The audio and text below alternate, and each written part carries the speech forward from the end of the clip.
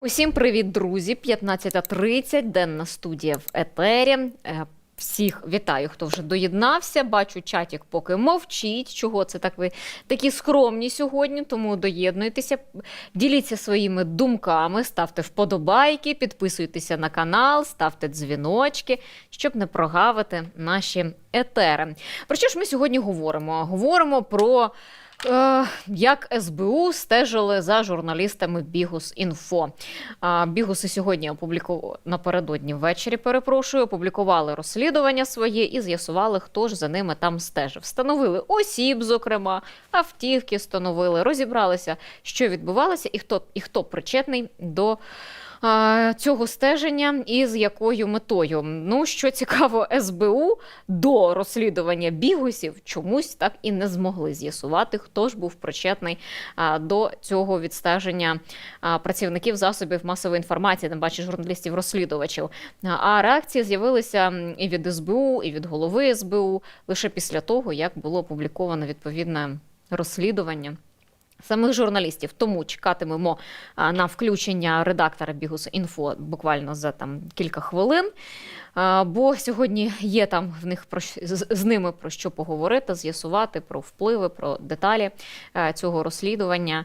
Ну і врешті-решт, хто ж був замовником цього розслідування і навіщо СБУ цим займалося? Чи понесуть покарання відповідні люди, які це виконували, чи не понесуть покарання? Ну тут, знаєте, питання, мабуть, більш риторичне. Є там певні вже звільнення в департаменті СБУ. Тим не менше, як на мене, цього буде замало. Оскільки це кричуща ситуація, а тепер прикриваються, тут варто теж сказати, прикриваються, мовляв, розслідуванням справи щодо збуту наркотиків. А журналісти, за версією СБУ, там потрапили туди випадково. Одначе про все це сьогодні поговоримо, оскільки ми будуємо демократичну країну, де засоби масової інформації мають вільно працювати, а не ходити вулицями і боятися, що хтось за ними там стежить до самих їхніх будинків. Тому все поступово. Друзі, але впершочергово донатимо на Збройні Сили України. Я бачу, так почитаю трошки пізніше чатик. На Збройні Сили України донатимо. В нас є розіграш. Гільза з підписом головнокомандувача Збройних Сил України Валерія Залужного. Ось вона така. Наша мета – зібрати 500 тисяч гривень на допомогу для Артема Щербаківського. На даний момент 62% від необхідної суми ми зібрали. Це 310 тисяч 850 гривень. Давайте всі разом піднатиснемо, давайте ще задонатимо. Щоб взяти участь в цьому розіграші, потрібно задонатити 100 гривень. Це наша ставка. Чим більша ставка, чим більше ви задонатите, тим матимете більше шансів виграти цю гільзу, цей подарунок від наших військових, від нашої команди, оскільки кожні 100 гривень гратимуть як окрема ставка. Донатимо, друзі, і допомагайте нашому проєкту. Я завжди кажу про те, що в першу чергу вподобайка – це ваша безкоштовна підтримка для нашої команди, але ви можете нам і задонатити, трошечки насипати щириків на нашу баночку.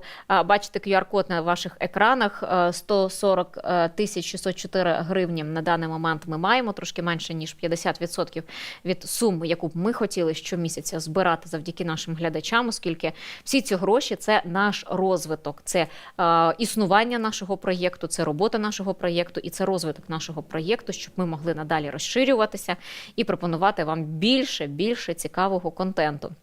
Ну, а більше цікавого контенту в нас є, зокрема, і для наших патреонів і спонсорів на платформі Buy Me a Coffee, а також наших спонсорів на YouTube.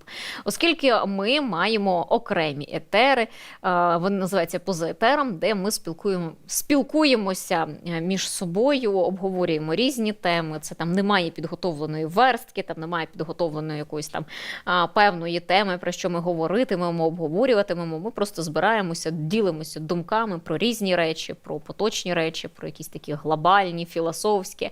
Відповідаємо на запитання, але все це для спонсорів в закритій трансляції на YouTube-каналі. Тому, щоб долучитися до неї, я вас закликаю бути нашими постійними спонсорами на цих 3 платформах. Patreon, Buy Me a Coffee, YouTube.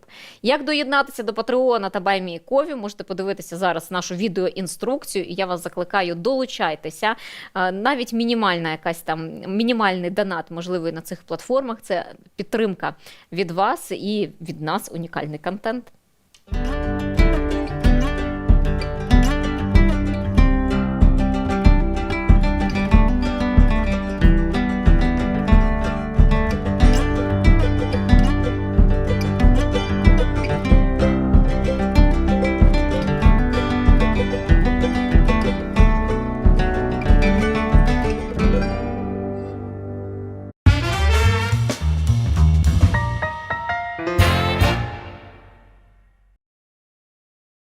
Так, ну бачу вже в чаті Ірина Косова, Алекс Джі, Джулія Грей, Гія К, Алекс Джі знову, Енд Шоу, Санс Нерене, F16, Дамбіл Бамбасович, Ірина Власенко, Валера. Всім привіт, рада бачити вас, ті, хто постійно особливо дивляться, постійно глядачів даної студії. Приємно, що ви є, приємно, що ви продовжуєте дописувати і ділитися своїми думками, друзі.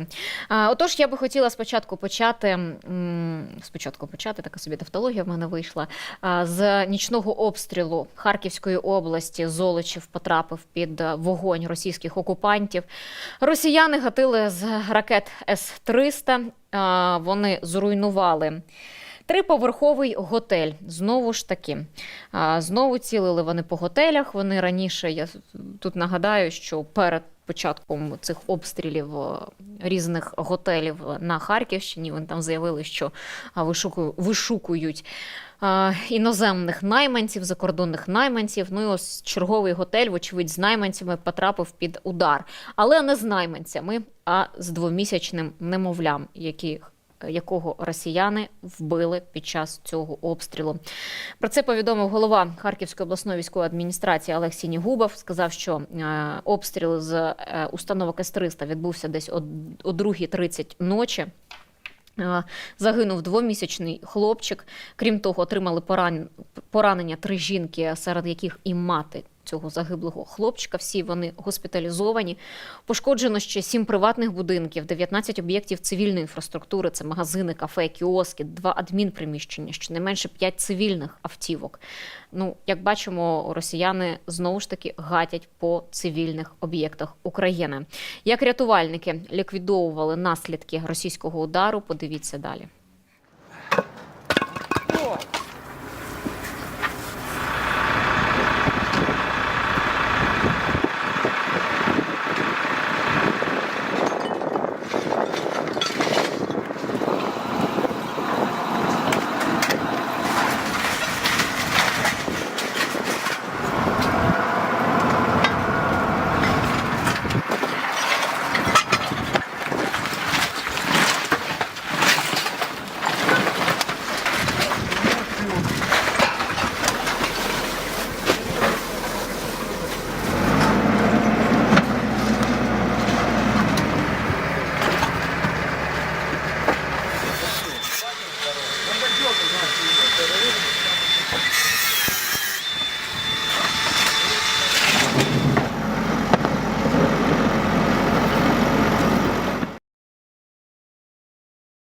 Також журналісти Радіо Свобода працювали на місці і показали вже денне відео, як виглядає Золочів після російської атаки. Давайте дивитись.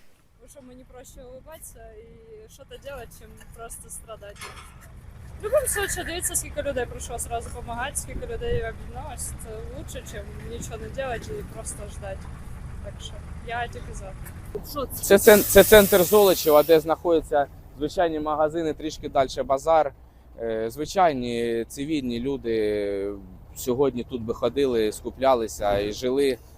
Але, на жаль, сьогодні всі залучені для відновлення вивозу хламу, який залишився, на жаль, від будівлі, яка тут стояла. Скажіть, будь ласка, пошуково-рятувальна операція, скільки вона тривала? Вона тривала і триває досі. Це з перших хвилин сюди приїхали працівники ДСНС. Ми з начальником міської адміністрації Віктором Коваленком, поліція, представники обласного ДСНС, небайдужі люди, і всі працюють з ночі і до сьогоднішньої хвилини.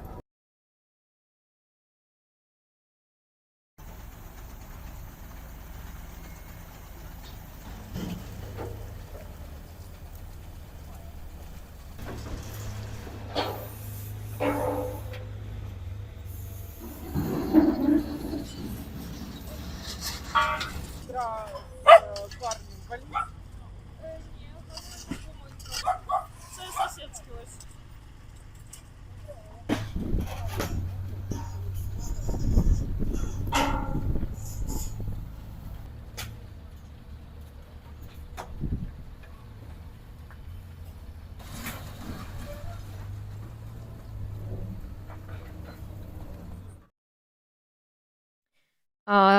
Алекс Джі пише: ходить слух, що історія з Бігусом та його розкриття – це операція відвернути від звільнення Залужного. Оце була спецоперація СБУ. Вибачте. Знаєте, я тут радше повірю в те, що завершення досудового розслідування стосовно Петра Порошенка – це відволікання уваги від відставки Залужного, ніж це розслідування Бігуса. Насправді, те, що відбувається і стеження за журналістами-розслідувачами, це геть не те, чим ми маємо спекулювати і десь шукати підводні камені в діях журналістів. А насправді треба розбиратися, яким чином працюють зараз наші спецслужби. В нас є законопроект про мобілізацію, яким теж теоретично можна відволікати від теми відставки Залужного. Але так чи інакше, якщо таке трапиться, бо чесно, просто вже набридло обсмоктувати одну і ту саму тему, де немає, по суті, зараз ніяких фактів, лише заява Зеленського про те, що він хоче поміняти військово-політичне керівництво України. Не себе має на увазі, звісно, що... Але вчора і Юлію Лапутіну, яка подала у відставку, теж це була одна з цих змін, як пояснив Зеленський, в цій військово-політичній його вертикалі. Отож, далі про спецоперацію. Так би мовити, СБУ під прикриттям. То напередодні ввечері Бігус.Інфо опублікували вже своє розслідування, там понад година, про те, що ж відбувалося в заміському комплексі «Українське село», куди поїхала редакція Бігус.Інфо на тренінг і побути там в кампанії, там наскільки не корпоратив це був, це вже інша справа. Але вони там залишилися на ніч і теж відпочивали. І вони розібралися. Отримали відео з камер відеоспостереження, хто як ходив, хто приїжджав, хто ходив навколо, фотографував камери відеоспостереження по території, обійшов весь периметр, туди-сюди каталися ці автівки. Для мене найбільша дивина насправді була ще й в тому, що до цієї спецоперації були залучені діти. Для мене просто якесь таке питання, до чого тут діти? Там були начебто дві родини, які приїхали і теж були співучасниками цієї спецоперації Служби безпеки України за версією Бігус.Інфо, так, те, що вони своє розслідування зробили. І діти теж ходили, там щось фотографували, ходили, бродили. Я маю сумніви, що це там реальні сім'ї, хоча хто його знає, це так, чисто мої припущення, знаєте. Але навіщо в цьому брати і залучати дітей? От для мене геть не зрозуміло, хто ці діти, чиї ці діти і чому вони були залучені до спецоперації Служби безпеки України з цим розслідуванням, стеженням за журналістами редакції Бігус.Інфо. Так от, про що бігуси повідомили? Що в участь в цій великій спецоперації взяли понад 30 людей і організував це все Департамент Служби безпеки України. Це Департамент захисту національної державності. Вони за день до того, як прийшли, це ми ще покажемо, це пан Роман Семенченко, який був звільнений, він був головою Департаменту захисту національної державності, і його якраз таки звільнили 31 січня. Про нього ще поговоримо, але про те, що ця вся кампанія заїхала напередодні того, як мали приїхати в комплекс журналісти редакції Бігус.Інфо, вони там з такими валізками, великими сумками на один вечір заїхали, навели кіпішу і, зокрема, поводили себе вкрай дивно, про що говорила в цьому розслідуванні і адміністраторка цього заміського комплексу. Одним словом, вдалося встановити журналістам, хто ж за ними стежив, хто були ці люди, хто були організатори цього стеження з боку Департаменту Служби безпеки України. Подивимося частину цього розслідування. Знайомтеся, це наш Ігор. Так, його дійсно звати Ігор. Тут без бороди, але брови. Ох, ці брови. В паспорті записаний як Кравченко. Також була підписана дитяча сторінка ВК. А далі Ігор виріс і пішов шифруватися. В новішому, але вже закритому профілі ВК він назвався Ігор Київський. У сервісі для розпізнавання телефонних номерів підписав себе як «Князь Великий». Але набагато цікавіше, як його справжній постійний номер мобільного підписали інші люди. Присядьте, список довгий. Ігор, Служба безпеки. Ігор, СБУ. СБУ, Кравченко Ігор Борисович. Ігор Кравченко, СБУ, клоун. Але яке саме СБУ? Найбільше отаких тегів. Ігор Борисович ДЗНД. Просто ДЗНД. Кравченко Ігор, опер 4-го відділу УЗНД. Ігор Кравченко, УЗНД Київ. Ігор ДЗНД М. Кравченко Ігор Борисович М. ДЗНД – це, без сумніву, Департамент захисту національної державності, а М – управління по роботі з медіа в його складі. Але про них поговоримо пізніше, зараз завершимо з Ігорем. Шкода теж знайшлася. Записана, щоправда, не на Ігоря, а на його маму. Але він постійно користується записаними на неї авто. У мами була Infiniti, у сина тег Ігор Кравченко Infiniti. На маму вішають Chrysler, у сина тег Ігор Chrysler Аполч. Зараз на мамі числиться чорна Шкода, а у сина тег Тіпуля на Шкоді Суперб. Алло, добрий день. Мені потрібен Ігор Борисович Кравченко. Хто? Мене звати Леся Іванова, я журналіст редакції Бігус.Інфо. Ми наразі проводимо розслідування з приводу незаконного стеження за нашою редакцією в грудні минулого року в комплексі «Українське село». Скажіть, будь ласка, що ви особисто там робили і хто надав вам наказ влаштувати стеження за нашою редакцією? Ви десь помилилися номером. Здається, ви помилились номером, але не надто вони і помилилися, тому що журналісти були теж під стінами цього департаменту і зняли там не тільки цього, це організатор. От я ж дала шматочок з організатором, так, цієї спецоперації Служби безпеки України, але журналісти Бігус.Інфо, вони капнули глибше, вони знайшли і решту людей, які змогли ідентифікувати через камери відеоспостережень, які були в українському селі, які їм надала адміністрація, і змогли встановити, знайти цих людей, які бігали від них по центру Києва, щоб тільки не спілкуватися з ними на камеру. Ховалися в кав'ярнях, зокрема. Отож, СБУ відреагувала, знаєте, на це розслідування. Це б хотілося б зробити, щоб СБУ, превентивно, принаймні, повідомляло, що вони мають якісь дані щодо розслідування. Але так виходить, що журналісти зробили своє розслідування, яке вийшло більш детальним, більш якісним. І після того почали наші органи реагувати на це. Отож, що сказала СБУ? Що протидія організованій наркозлочинності є одним з напрямів діяльності Служби Служби безпеки України. І за наявною у СБУ оперативною інформацією, серед клієнтів дилерів, через яких наркотичні речовини постачалися іншим громадянам, виявилися також, на жаль, окремі співробітники Бігус.Інфо. Це така публікація відбулася одразу після того, як з'явилося розслідування від редакції. Ну і, знаєте, хотілося б, щоб, як я вже казала, аби СБУ раніше оприлюднювало якісь дані. Ну тут, знаєте, в розслідуванні головно не вийти на самих себе, але вони не знайшли там, знаєте, ніяких слідів того, що були певна апаратура, яка стежила в цих будиночках, в цьому готелі, за міському комплексі, за журналістами. Але Денис Бігус, він сам їх знайшов. І от я пропоную подивитися ще частинку з цього розслідування, щоб наочно глянути, так, яким чином і де були поставлені всі ці камери стеження. Незапланований епізод. Я не знаю, куди ми його вставимо, просто ми тут зрозуміли, що якщо не зняти цю поличку, то потім просто не заснеш. Її треба зняти і подивитись, чи є щось за нею. Вибачайте, це експромт, але краще все з'ясувати, ніж жити сповненим підозр.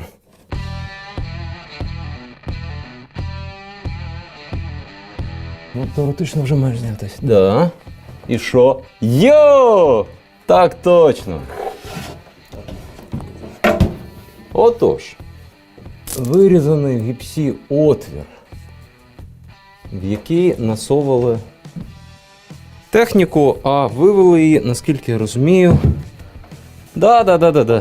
сюди. І ось невеличкий отвір для того, щоб камера виглядала. От цього достатньо, щоб робити відео. Ні, ну окей. Рівень мініатюризації не дуже великий, але наскільки я розумію, треба було ще звук писати. І це точно робилось нещодавно, тому що от вони вирізали, коли цей отвір пройшлись просто по гіпсу. Так, ми відклали основні зйомки, тому що захопились скручуванням поличок. Це вже інший номер. Ну, не знаю, покажи якось, що це вже інший номер. Тут такий самий вішак, тут вже видно одразу така сама дюрочка, отвір.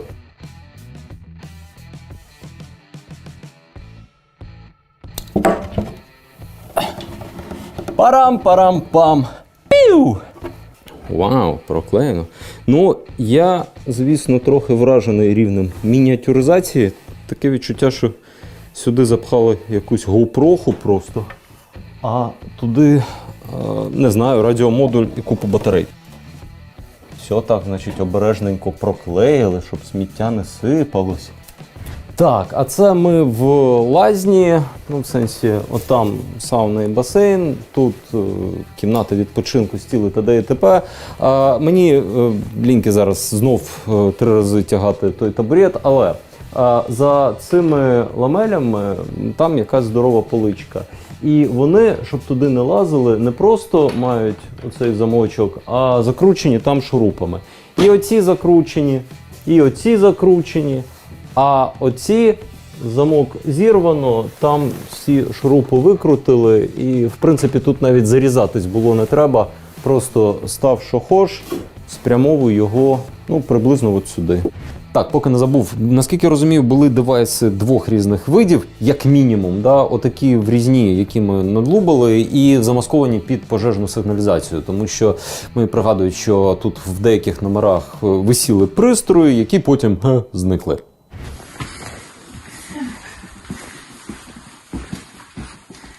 Тут була камера. Ага, і зараз немає. Зараз немає, тут була камера. Тобто по дефолту в закладі немає цих камер, але Але в номері, в якому ми проживали, стояла камера, яка дуже схожа на сигналку. Щось таке дешевеньке з Аліекспресу. що ви тут робили? Я спала. Тобто СБУ дивилися, як ти спиш цілу ніч? Так, як я чачуся в телефонах, слухаю музику і сплю. Максим Апанасенко, редактор Бігус.Інфо, доєднується до нашого етеру. Будемо більш детально говорити про це розслідування. Максиме, вітаю. Добрий день. Так, добрий день, чую чудово. Ну тут із останніх новин, щойно буквально прочитала, поки дивилися цей уривок з розслідування вашої редакції, що справу з тиском на редакцію Бігус.Інфо тепер розслідуватиме ДБР. Про це повідомив Офіс Генерального прокурора, доручив слідчим Головного слідчого управління Державного бюро розслідувань здійснювати досудове розслідування у кримінальному провадженні. Ну, СБУ теж має свої провадження, так, але в розслідуванні головне що? Не вийти на самих себе, але вашій редакції але вашій редакції вдалося вийти на тих самих працівників Служби безпеки України. Чи вдалося встановити, так, а хто замовник цього був? Ну, виконавці, я так розумію, що це Служба безпеки України, а замовник є, ну, стало зрозуміло, хто б це міг бути? Очевидно, що він є, і так само очевидно, що найімовірніше ми не дізнаємося про це.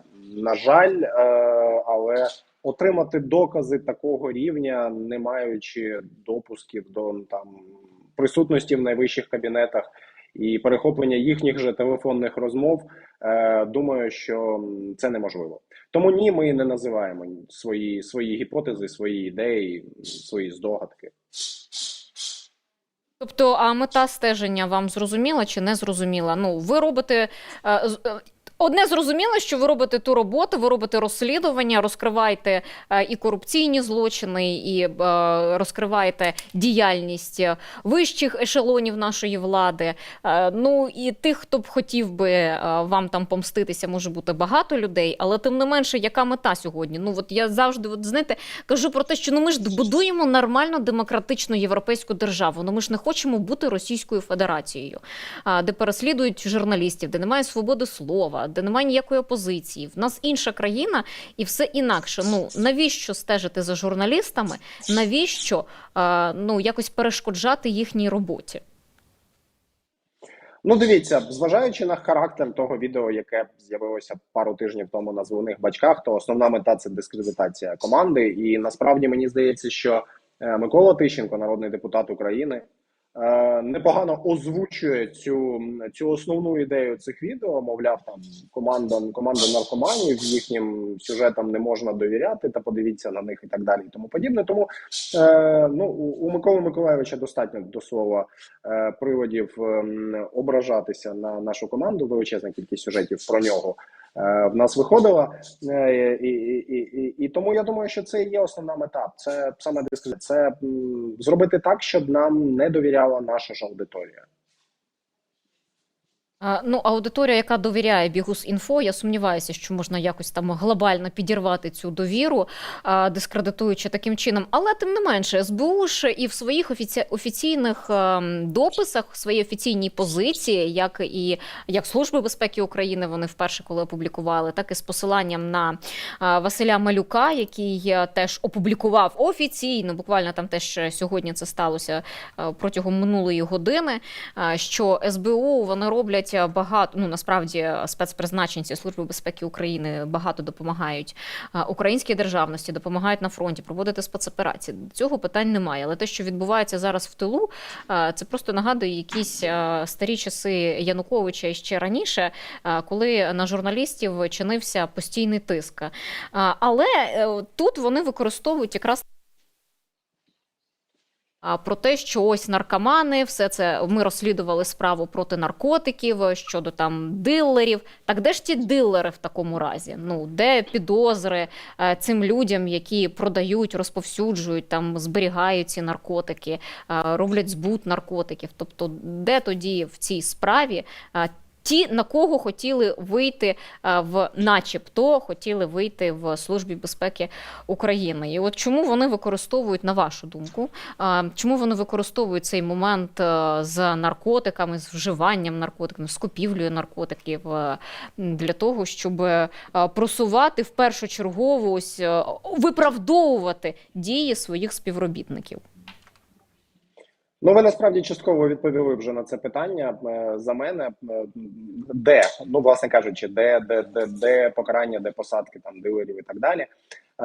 Насправді ж, мені видається це певною поламаною якоюсь логікою, бо якщо все це шпигування відбувалося в рамках якогось кримінального провадження, то для чого тоді друга теза про те, що Служба безпеки України почала розслідування щодо незаконного стеження за командою журналістів Бігус.Інфо? Ну, в плані, якщо ви робили щось перше, то ви мали б про це знати, і відповідно другої тези не мало би звучати в принципі. А якщо звучить друга теза незаконне стеження за журналістами, то тоді щось не так з першою про існування якогось кримінального провадження, в якому нібито фігурує хтось з членів, там вже колишніх членів команди. Ми зі свого боку розіслали запити від членів команди, від фізичних осіб, в Службу безпеки України, в Національну поліцію і в Офіс Генерального прокурора щодо того, чи є ці особи з кримінальних проваджень. І отримали відповіді станом на сьогодні від усіх, що ні, ви не є. От кожному відповіли, ви не є в жодному з кримінальних проваджень, ви не є фігурантами. Відповідно, ну, щось не так з цією першою тезою про роботу по наркотиках. Щось не те. Відповідно, і ваші колишні співробітники, на жаль, колишні, тому що я теж знаю тих людей, там деяких людей, які працювали, це хороші фахівці насправді, і вони теж не фігурують в жодному кримінальному провадженні станом на зараз, так? Спираючись на відповіді, які ми отримали від СБУ, Нацполу і Офісу Генерального прокурора, ні, не фігурують. А я б хотіла, знаєте, вас ще запитати, ну тут фігурує Департамент захисту національної державності Служби безпеки України, відділ М, так, це який стежить начебто там стежить за медіа. А яка взагалі їхня мета цього департаменту? Бо я особисто, якщо чесно, ніколи не стикалася, слава Богу, мабуть, з такою структурою. Чим вони взагалі мають займатися, окрім того, що стежать за журналістами в заміських комплексах? Ну, дивіться, насправді задекларована мета, вона правильна і хороша, тому що інформаційний простір України, він зараз вже дещо чистіший, ніж був раніше, але, ну, згадайте до повномасштабного вторгнення, що відбувалося з там медведчуківськими каналами Мураєва і, ну, там, різного типу Руснею, навколо Руснею, яка з усіх щілин, з усіх телевізорів і прасок в Україні мовила і просувала свої наративи. Власне кажучи, захист інформаційного простору від, ну, подібного і є основною задачею там цього відділу. Якщо говорити про департамент загалом, то це, ну, там це величезна кількість задач. Це і колаборанти, це, я наскільки знаю, вони працювали по московських попах там позаминулого року. І це хороші і правильні задачі. Я не знаю, як в цей перелік затисалася історія зі шпигуванням за журналістами. Ну, насправді мені дуже прикро, тому що задекларовані задачі дуже круті і дуже потрібні зараз. Угу. А як зараз ця ситуація, ця справа СБУ відбилася на роботі вашої редакції? Чи перестали там за вами стежити, чи стеження якесь продовжується? Що на даний момент відбувається? Дивіться, ну, насправді, якби ми його бачили там постійно в режимі, ну, там, онлайн і знали, що ось воно зараз ведеться, то це було б дуже фігове стеження. Я так думаю, тому я не можу сказати, що, ну, там я особисто щось подібне помічаю, хоча певні ознаки того, що за нами спостерігають, вони досі присутні. В результаті це вилилося в те, що переважна більшість членів команди паралізувалася тим, що працювала над випуском, який ми показали вчора. Відповідно, нам довелося посунути наші всі проміжні і поточні плани, які, ну, зараз будемо наздоганяти. А так глобально, ну, окрім певної легкої депресії, суму через те, що це взагалі мало місце бути, ну, ніяк. Все в порядку, слава Богу. Ну, вам не в перший раз, на жаль, відбиватися, так? І там і кримінальні провадження теж були проти ваших журналістів, і ви їх вигравали в судах, ну, чесно вигравали. Знаєте, тут такий момент ще цікавий, що ваше розслідування, воно вийшло більш широким, більш детальним, більш оперативним навіть в порівнянні з Службою безпеки України. Тобто лише після того, як напередодні ви опублікували своє розслідування, розклали по поличках, хто ж причетний причетний до цього стеження, до цього прослуховування вашої команди. Лише після цього з'явилися такі активні реакції від СБУ, від Малюка, сьогодні від Верховної Ради. Вони, до речі, Василя Малюка викликають в Раду, щоб він дав пояснення стосовно чому відбувалося стеження їхніх співробітників за журналістами. То чому СБУ так неохоче хотіла про це говорити до цього, і потім вони так розродилися на такі бурхливі реакції і визнали, найголовніше, що по суті вони ж визнали, що дійсно їхні співробітники, вони причетні до цього стеження, до цього вашого розслідування? Ну, дивіться, вочевидь, вони це визнали в той момент, коли було звільнено очільника департаменту Романа Семенченка. Це так само відбулося ще за декілька днів до виходу нашого вчорашнього матеріалу. І ну, я підозрюю, що оці активні дії – це якийсь елемент певної кризової комунікації для великої структури, для якої ну це насправді репутаційний іміджовий удар, і якось з цієї ситуації зараз потрібно виходити. Там насправді можна було продумати безліч шляхів для виходу з цієї ситуації. Вони обрали цей. Хто я такий, щоб його якось коментувати або критикувати, але ну він мені видається не найкращим. З іншого боку, ну подивимося, чим це все закінчиться. Щодо Верховної Ради, то насправді тут реакція була ледь не одразу після виходу компрометуючого відео. І тут, там, користуючись нагодою, хочу подякувати нарешті адекватному очільнику профільного медійного комітету, пану Ярославу Юрчишину. Він активно включився там ледь не з першого дня. В цілому, от наостанок хотіла б я запитати, бо я бачила Денис Бігус, він зустрічався, якщо я не помиляюся, із послами Великої Сімки, коли говорили саме про тиск на журналістів, про ситуацію зі свободою слова в Україні.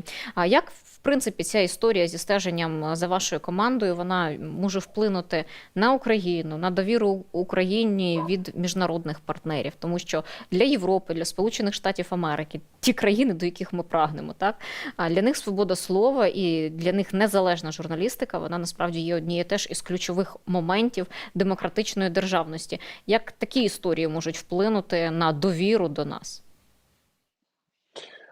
Ви знаєте, ну відповідаючи на це питання, я би мріяв би, щоб вчорашній наш ефір не відбувся в принципі, тому що я прекрасно усвідомлюю, що ця ситуація в принципі це ну там не величезний, але значний репутаційний удар по іміджу країни як такої. Зважаючи на інтерес західних медіа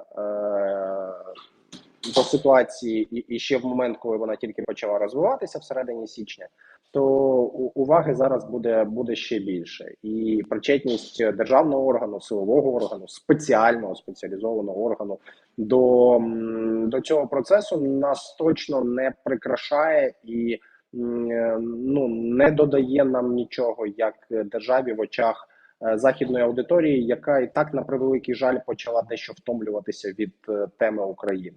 І відтак, ну, знову ж таки, користуючись нагодою, хочеться попросити тих людей, які є там замовниками, організаторами подібних акцій, не тільки по відношенню до нас, але й по відношенню до багатьох адекватних колег, ну, зупиніться, будь ласка, ви робите дуже нехорошу послугу для всієї країни. А ну, мета ж у нас у всіх так чи інакше одна, і ми її всі знаємо, це перемога у цій війні. Так ми її не досягнемо, на жаль. Ну, мало того, що нам потрібно побороти зовнішнього ворога, нам потрібно ще й боротися з внутрішніми ворогами, які зараз влаштовують перевірку демократії України у нас тут всередині. Ви згадали про інших теж журналістів, зокрема розслідувачів. Я б хотіла відмітити це ще і Юрія Ніколова, тому що якось паралельно, буквально з різницею там в пару днів, була історія із тим, що приходили там, його залякували до його помешкання, до його квартири, потім виявилося це стеження за журналістами Бігус.Інфо. І все це насправді ще супроводжується, знаєте, такою реакцією і таким шлейфом, що всі журналісти продажні, що от вони там ледве не на Росію працюють. Так, до Ніколова, до речі, я неодноразово бачила звинувачення в його бік стосовно там роботи на Російську Федерацію, не знаю, звідки це береться насправді, і про те, що, мовляв, не потрібно робити зараз розслідування, що це там розхитує суспільство, розхитує країну всередині, таке інше. Я вважаю, навпаки, нам потрібно викривати це все і потрібно будувати демократичну країну. І сподіваюся, що надалі таких історій в нас не траплятиметься, і врешті-решт контроль спецслужб, я не знаю, самі над собою він буде, і вони не лізтимуть туди, куди не треба робити. Дякую, Максиме, вам. Дякую за вашу роботу, що долучилися. Стежимо, що там ДБР тепер розслідуватиме, як цю справу, на кого вони виходитимуть, і хто буде визнаний, і хто будуть організатори цієї, так би мовити, вечірки від СБУ. Дякую вам і всього найкращого, насправді. Спасибі. Все добре. Так, друзі, тут і мені ви дякуєте, та мені що дякувати. Я тут, знаєте, просто сідаю поговорити, вам розповісти і розкласти по поличках, що ж відбувається. Це Леся Рачук пише: геніальна кризова комунікація. Насправді, комунікація така, яка є в Україні. В української влади є постійно чомусь, майже кожного етеру кажу, що у нас комунікація просто жахлива. Коли спливає якась там дійсно кризова ситуація, десь налажали, щось не те зробили, щось не те сказали, десь якась інформація з'явилася. Комунікації в цьому немає. Насправді, і суспільство часто перебуває в якусь таку, в яких своїх думках собі накручують, роблять власні висновки, замість того, щоб почути нормальну комунікацію, нормальну інформацію від наших органів влади, на різних рівнях, насправді. І в результаті потім це виходить ще й в срачі, які, в принципі, українське суспільство дуже любить. Друзі, ще поговоримо трошки про наші здобутки на фронті, про візити іноземних делегацій до Києва. Але для початку я б ще хотіла так перерватися буквально на хвилиночку і показати вам роботу нашої команди в Луцьку, тому що ми туди їздили, працювали з нашими партнерами Sport City, і я пропоную подивитися наш такий маленьке кіно про нашу поїздку нашої команди до Луцька. Аня, ми знову в Луцьку. Чому ми тут знову? Та тому, що в нас новий проєкт – їздити по різних областях України і показувати, як живуть спільноти, і брати інтерв'ю у різних цікавих людей. У кого ти цікавого брав інтерв'ю? Ми бачили виробництво дронів, ми бачили мега здоровецький, просто найбільший музей сучасного українського мистецтва. І він в Луцьку, так що і ще буде більше, що ми вам покажемо. Підписуйтесь на skripin.ua і ставте вподобайки, будьте з нами. Дякуємо. Дивіться. Сміються з мене, обігрівач купив, бо мені треба у Львові, щоб дубу нагріло щось. Вони з глемом, я маю на увазі. Так а сенс тоді... Ми ж говоримо, сенсу нема, можливо. Масочку? Вже Швидкоруч. Вже нічого не допоможе. Вже ні масочки, хіба, знаєш. Треба сприймати себе таким, як ти є. Ух ти! Пес патрон на пенсії. Це про мене вже. Це ексклюзивно. Пенсія це про мене, це близько до мене вже. Так, ну що, ти глянь, тут реально важко пройти, щоб нічого не купити. Знаєш, Богдан мене вчасно зупиняв. Пісюнчики продаються, скажімо так. Ну як я можу сосіскам не купити подарунок? Тобі, Бодя, не куплю. Тобі хай Аня купує. Все, накупили, йдемо тепер. Луцьк завжди починається і закінчується в Порт-Сіті.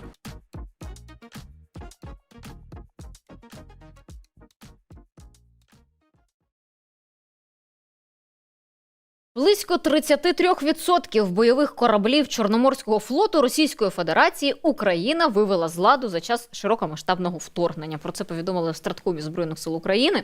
За даними Генштабу, наші військові вивели з ладу вже 24 російських кораблі та 1 підводний човен. І за даними з відкритих джерел, станом на початок широкомасштабного вторгнення Чорноморський флот РФ налічував 74 бойові кораблі. Зокрема, після того, як пішов на дно Івановець зі своїми ваньками, то в Чорному морі трошки там росіяни притихли, і таке певне затища було. Вони тільки буквально напередодні там вивели перший ракетоносій в Чорне море. І в військово-морських силах прес-служба вони розповідали про те, що росіяни тепер думають, як взагалі аналізують, як сталося так, що Івановець пішов на дно, хто це допустив. В принципі, в Росії насправді люблять знайти крайнього десь на найнижчому шаблі їхнього військового командування, і який-небудь ПВОшник російський отримає чергове кримінальне переслідування, кримінальну справу через те, що не збив чи то безпілотники, чи то ракети, які там можуть летіти в бік тимчасово окупованого Криму, і не захистив півострів. Але вони зараз думають, як же ж себе далі поводити в Чорному морі. А от сили спеціальних операцій в Чорному морі тим часом підірвали важливий об'єкт Російської Федерації біля узбережжя тимчасово окупованого Криму.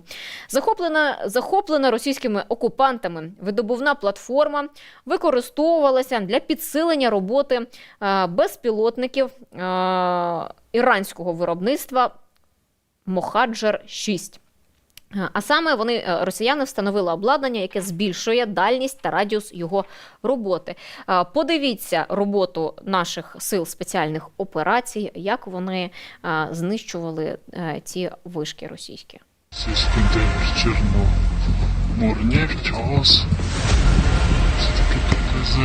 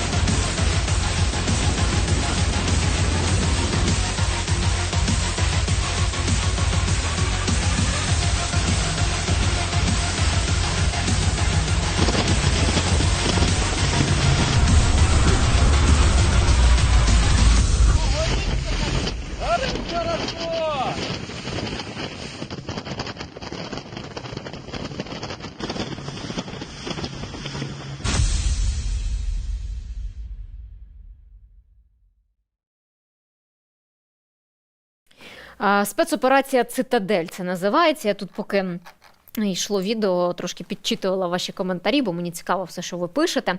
Але далі. Буданов закликав Канаду передати Україні ракети CRV-7.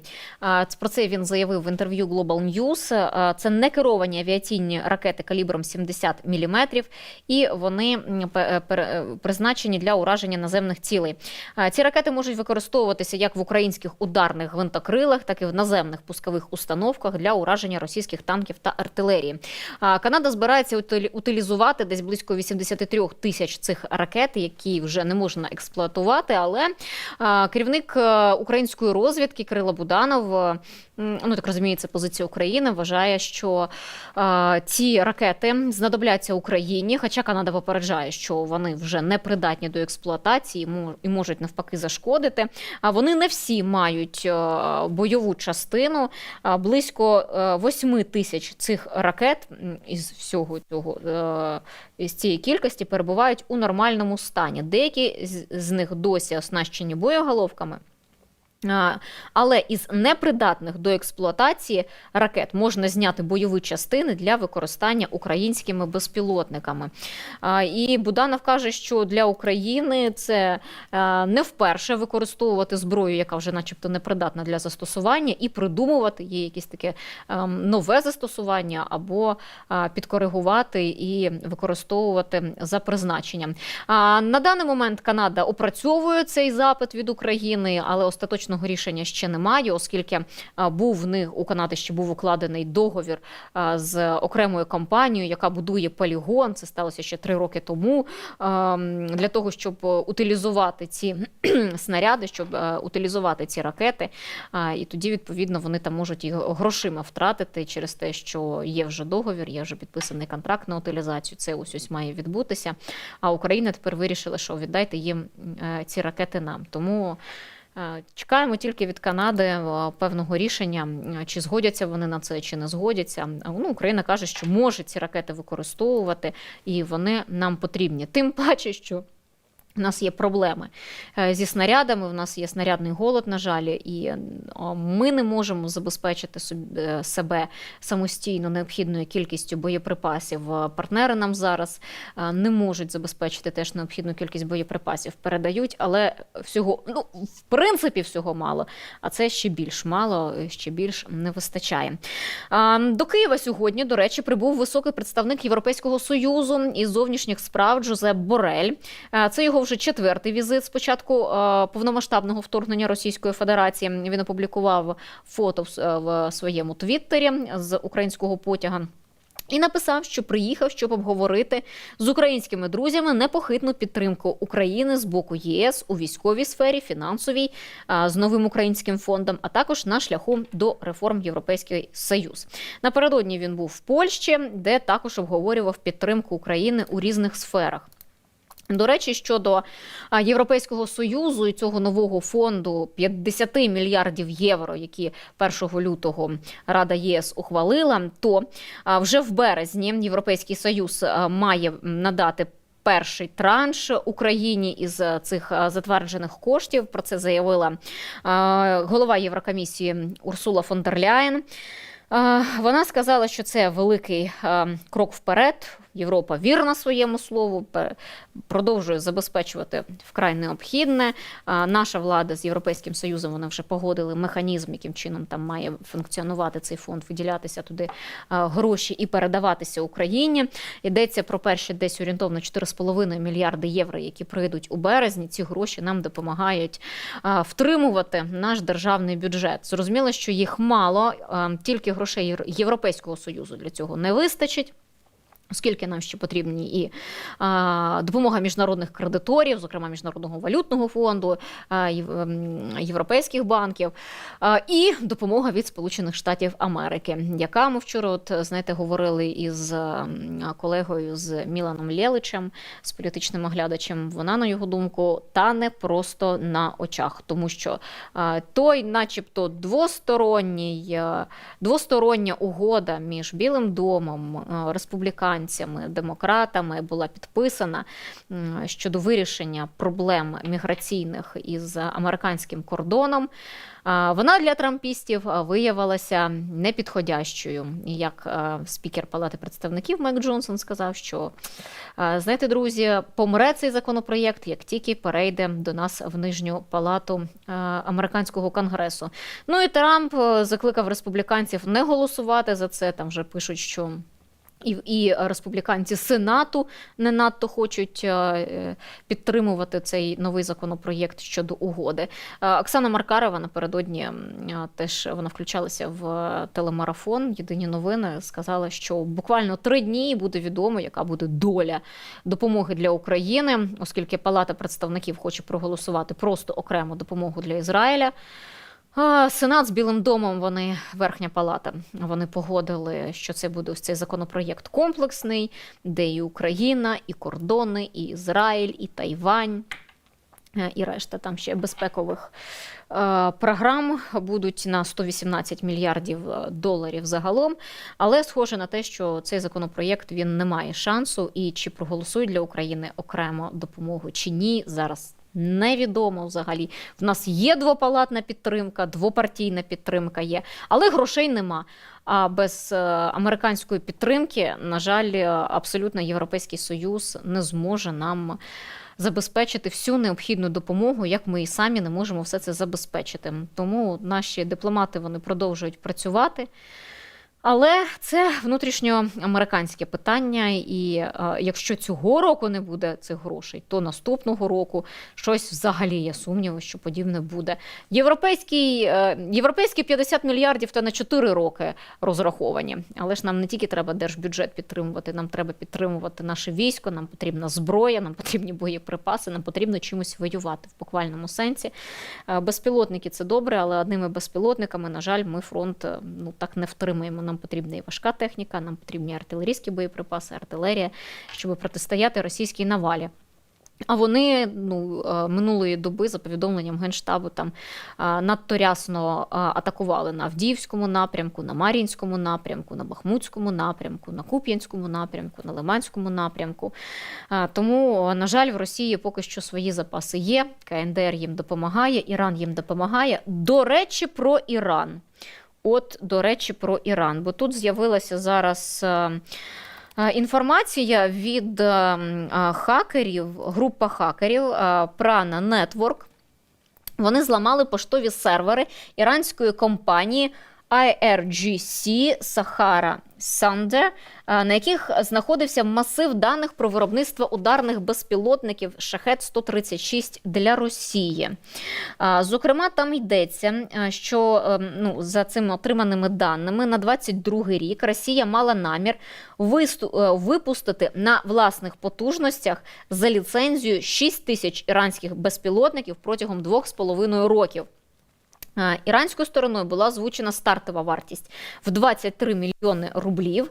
За одиницю це 375 тисяч доларів, але у ході переговорів було досягнуто домовленості на рівні 12 мільйонів рублів за борт при замовленні 6 тисяч одиниць. Це 193 тисячі доларів або 18 мільйонів рублів, 290 тисяч доларів, якщо замовлення це 2 тисячі одиниць. Загальна ціна контракту на виробництво, включаючи передачу технологій, обладнання 6 тисяч комплектів безпілотників, програмного забезпечення, складає 108,5 мільярдів рублів. Це 1 мільярд 750 мільйонів доларів. Щодо планів на 2023 рік, за повної локалізації виробництва з мінімальним постачанням іранських комплектуючих, то прогнозована вартість Шахеда-136 мала скласти майже 4,5 мільйона рублів. Це майже 49 тисяч доларів за один борт. Ось так попрацювали хакери і отримали таку інформацію. А потім Іран буде казати, що ні, ми не постачаємо зброю для Росії. Це все вони закупили ще до початку вторгнення в Україну. Тому Іран – це та ж сама держава, яка допомагає Росії воювати в Україні і допомагає їй озброєнням першочергово. Ну, ще й КНДР. Там видання, не пам'ятаю, The New York Times, здається, написали, що КНДР, постачаючи зброю до Російської Федерації, намагаються отримати ще і доступ до міжнародних грошей, щоб продовжувати підтримувати свою країну. Тому таке. Так, наостанок. Еммануель Макрон прибуде наступного тижня до Києва. Як передбачається, буде підписаний документ про гарантії безпеки, так би мовити. Ну і прогнозують, що Київ може отримати додатково 40 ракет «Скальп». І не виключають ЗМІ можливості передачі Україні французьких винищувачів «Міраж-2000». Стежимо те, що до нас в лютому приїжджатимуть наші міжнародні партнери, це не дивно. Наближається друга річниця повномасштабного вторгнення Російської Федерації до України, і до того часу будуть всі приїжджати, якісь, можливо, пакети допомоги давати і висловлювати свою підтримку, щонайменше своєю присутністю в Україні і, зокрема, в Києві. Друзі, дякую, що були сьогодні зі мною, дякую, що долучилися до етеру. Мені одному прес-служка СБУ Бігусів нагадує спецоперацію солсберських шпілеглядів із ФСБ Баширова і Петрова, які у Британії труїли Скрипаля і які засвітили свої пики в кожну вуличну відеокамеру. Ну да, десь воно схоже, але все ж таки це трошки інша була спецоперація, не з отруєння, а тільки зі стеження. Друзі, дякую. Безкоштовна ваша підтримка – це вподобайки. Будь ласка, дотицяйте до нашого етеру, до денної студії вподобайки, підпишіться на канал, поставте дзвіночки, щоб не прогавити ті матеріали, які виходять у нас на каналі, ті прямі етери, які ми маємо і щодня аналізуємо багато для вас інформації, багато новин і розповідаємо про них. Підтримайте нас ще й своїм донейтом. Насправді, щирик – це ваша підтримка для нас, для нашого розвитку, для нашої роботи. Тому все є в описі до нашої трансляції. Також беріть участь обов'язково в розіграші розіграші гільзи з підписом Залужного. Ми збираємо 500 тисяч гривень для військового Артема Щербаківського. Все це є в описі до трансляції, ще раз нагадаю. Тому долучайтеся до зборів, долучайтеся до підтримки нашого проєкту, ставайте постійними спонсорами на платформах Patreon, на платформі Buy Me a Coffee, в Ютубі і отримайте від нас теж унікальний, цікавий контент від усієї нашої команди. Зустрінемося завтра в 15:30 у денній студії. Я на вас обов'язково чекатиму.